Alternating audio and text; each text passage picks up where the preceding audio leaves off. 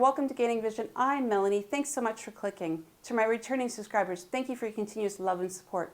If you're new to the channel, welcome. Please feel at home.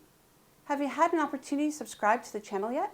If not, take a second, hit subscribe, and please don't forget to like and share. I've been paying attention to the preparations for the elections in 2024 in South Africa, and I came across a video of coverage of an election that's happened on campus at the University of Pretoria. It is important for all the political parties to get the youth involved in politics, whether it's on campus, in preparation for the actual election, get them registered to vote. It's important for them to be educated and involved. So when I heard about what happened at the University of Pretoria, I was a little bit disheartened.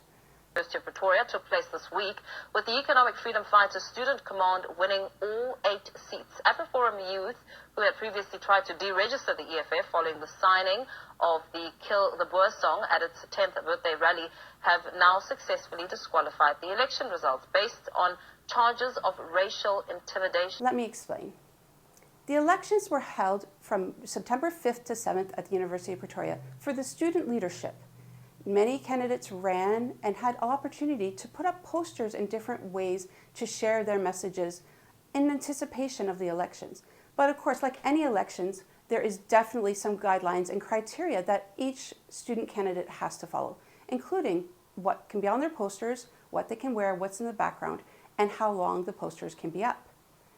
Joining us now to discuss this is Karabo Mogale, President of the EFF-SC at the University of Pretoria. Karabo, very good morning to you. Welcome to Newsroom Africa. Talk to us about what exactly has happened. Good morning to you and all the viewers. Thank you so much for having me. My name is Karabo Mogale, the current 2023 Society's Officer and the 2024 President-elect.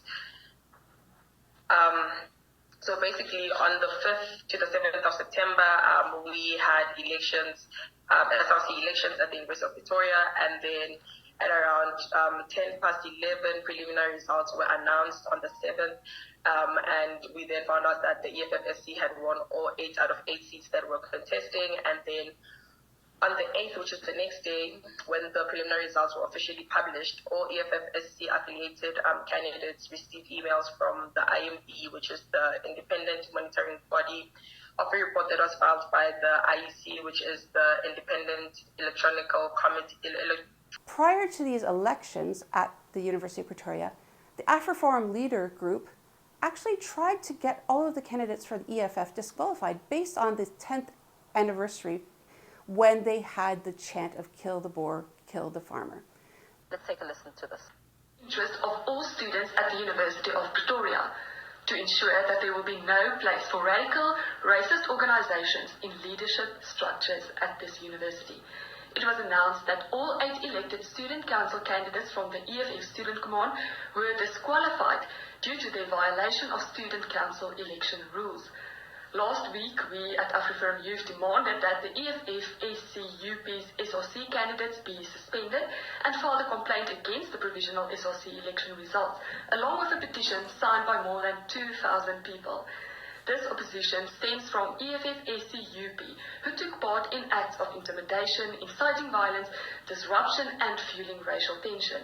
An SRC who sings songs about murder can never be recognized as leaders. We urge the university management to stick to this decision and not give in to intimidation and threats of violence by the EFF. Right, so that reaction there coming from AFRIFORUM Youth Wing's Renee van der. This was not successful at that time, and in fact the candidates for the EFF were able to run. They actually captured all 8 seats in the election. However, on September 8th they received an email that they were being suspended and that the election was going to be null and void because they had gone against the election criteria. They were told that their posters were supposed to be taken down by September 5th when the actual elections and voting took place. They were told to have them done by 12 o'clock. They did do this, but... So how do you think what led to the suspension? I mean, the violation of student council election rules has been cited as a reason for your disqualification. Okay, so on the 8th of September, me and my fellow candidates received an email from the IMP stating that the IEC made a report stating that we have contravened the rules of elections, which were putting up our posters around campus on the wrong places. The second allegation was that we reprinted more posters that were not approved by the IEC, and that we disregarded the IEC's recommendation to have our posters removed on campus, because the IEC had sent an email on the 4th stating that we should have all our posters removed on campus by 12 o'clock on the 5th, which is the first day when elections started. So we did have that happen. However, the IMB said that from their findings, they found out that we did not remove all our posters on our campuses, and that the posters were reprinted by our members, and that they were put up on the wrong places on campus as well. But then the IEC and the other governing body said that, in fact, many of their posters were put in places they weren't allowed, and some of them were printed not approved posters for the elections. But then when they came to defend themselves on this interview, they talked about another incident where they were outside of the campaign office and the accommodations. The EFF members were discussing how the elections went and what they could have done better. And a group of white students came up to them, making monkey sounds and making faces and trying to incite a skirmish. What happens now, Karabo? Currently, we are waiting for the final results to be published, because so far we've just received emails from the IMB stating that we have been disqualified based on a recommendation that was made by Michael Makoba on behalf of the IEC. However, we're just waiting for the final results to be published, and our runner-ups, which had way lesser votes than us, to be announced as the winners, and then we can then see how we can take any further actions. So what are your assertions, or perhaps maybe suspicions of what may, according to you, have really taken place here, leading to this decision of suspension? Although I'd like to express how these elections were very difficult since the beginning for me and my fellow candidates. The IEC has always been on our back. We were told which pictures to use, which pictures to not use.